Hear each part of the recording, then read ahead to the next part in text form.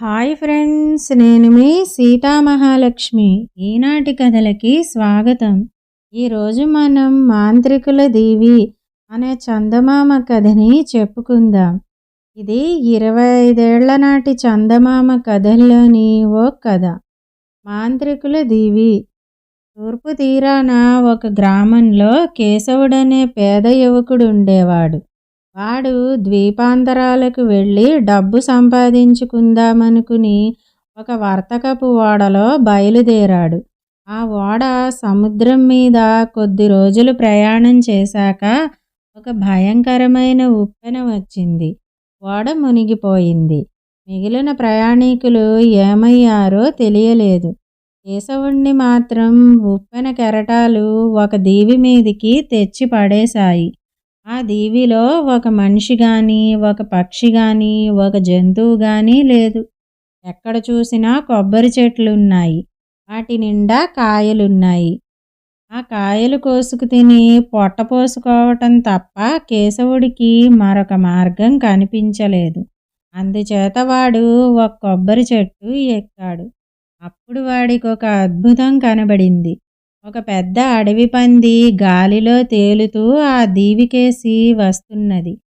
కేశవుడు తన కళ్ళను తానే నమ్మలేకపోయాడు. ఆ పందికి రెక్కలన్నా లేవు. అది గాలిలో తేలుతూ వచ్చి దీవి మీద వాలి ఎండపొడలో పడుకుని పెద్దగా గురక పెడుతూ హాయిగా నిద్రపోసాగింది.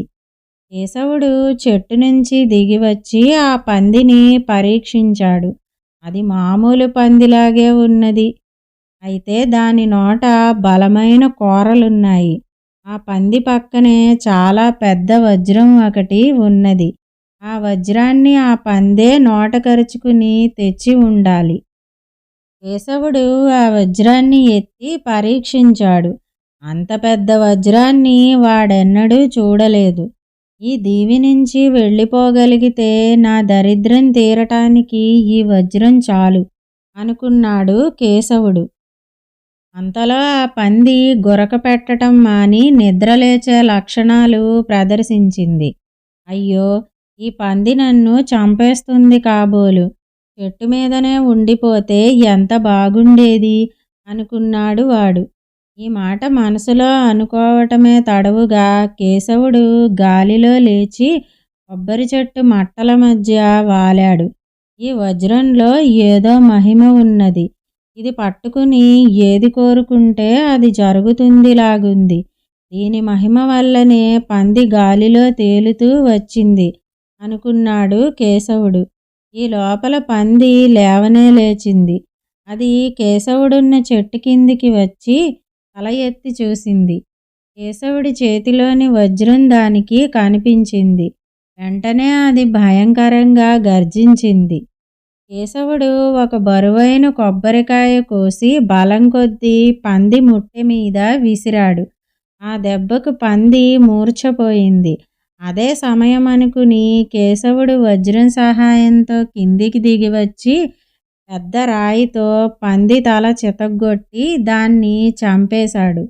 ఆ పంది ఒక మాంత్రికుడు.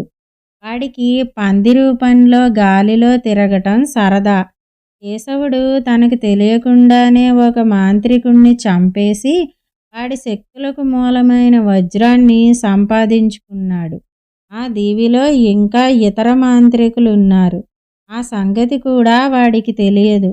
అయితే కోరినది ఇవ్వగల వజ్రం చేతికి రావటంతో కేశవుడి భయాలన్నీ తీరిపోయాయి. వాడికి ఆ దీవి అంతా తిరిగి చూడాలనిపించింది. వాడు కూడా గాలిలో తేలుతూ దీవి లోపలి భాగం కేసి బయలుదేరాడు. దూరాన వాడికి పొగ కనిపించింది. అక్కడ ఎవరో ఉన్నారు. వాళ్లను చూద్దామని కేశవుడు అటుగా వెళ్ళాడు. అక్కడ ఒక గుడిసె ఉన్నది. దాని ముందు కాళ్ళు లేనివాడొకడు కూర్చుని నిప్పుల్లో మేకపిల్లను కాలుస్తున్నాడు.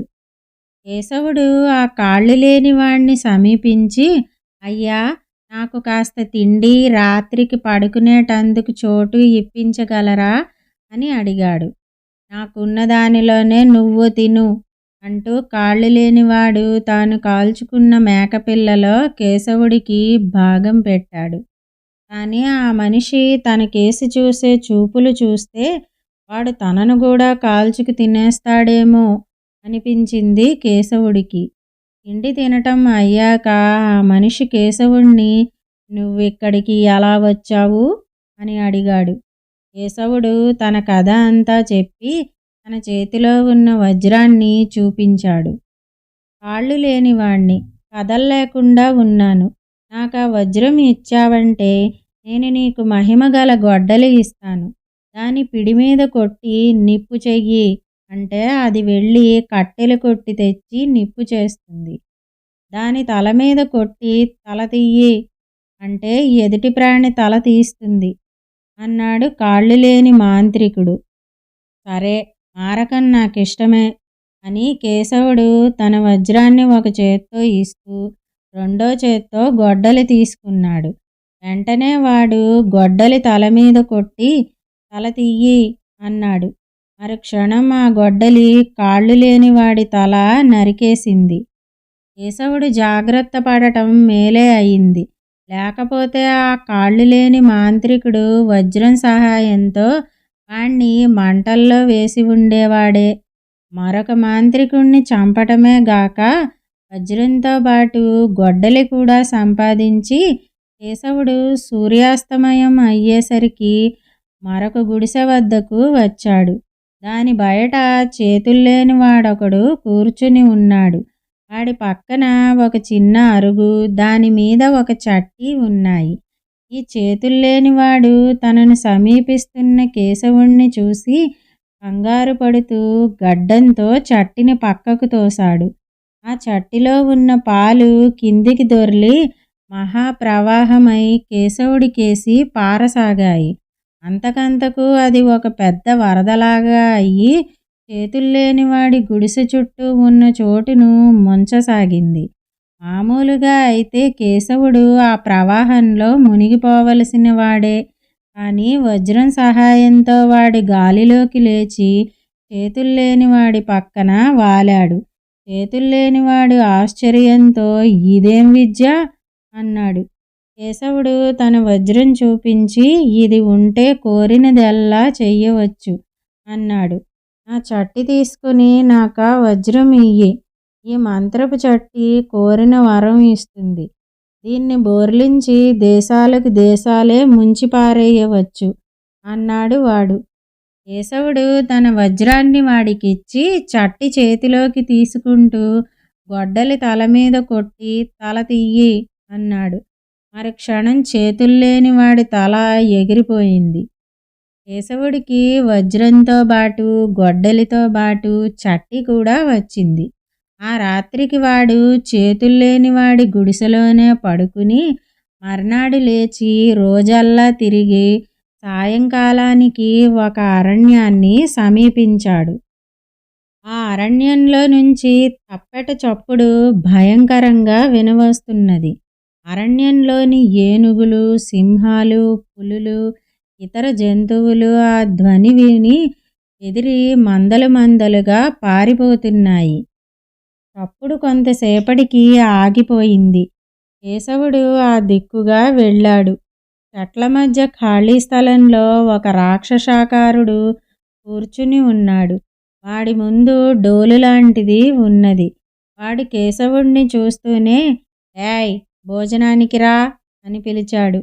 "అలాగే" అంటూ కేశవుడు ఆ రాక్షసుడికి సాధ్యమైనంత దూరంగా చతికిలబడ్డాడు. రాక్షసుడు కేశవుడికి మాంసం కూర ఇవ్వబోయాడు. అది నరమాంసమని కేశవుడికి అనుమానం కలిగింది. "నేను శాకాహారిని, మాంసం తినను" అంటూ వాడు తన చట్టి నుంచి ఆహారం తినసాగాడు. "అదేం చట్టి?" అని రాక్షసుడు అడిగాడు. "ఇందులో ఏది కావాలంటే ఆ ఆహారం దొరుకుతుంది" అన్నాడు కేశవుడు. "ఆ చట్టి నాకిచ్చి నా డోలు తీసుకో. ఇది మంత్రపు డోలు. దీన్ని ఒక పక్క వాయిస్తే ఎలాంటి ప్రాణులు భయపడి పారిపోతాయి. రెండో పక్క వాయిస్తే అంతులేని సేనలు పుట్టుకొచ్చి నిన్ను రక్షిస్తాయి" అన్నాడు రాక్షసుడు. సరే అంటూ కేశవుడు రాక్షసుడికి చట్టి ఇచ్చి డోలు తీసుకుని తన గొడ్డలితో రాక్షసుడి తల నరికేశాడు.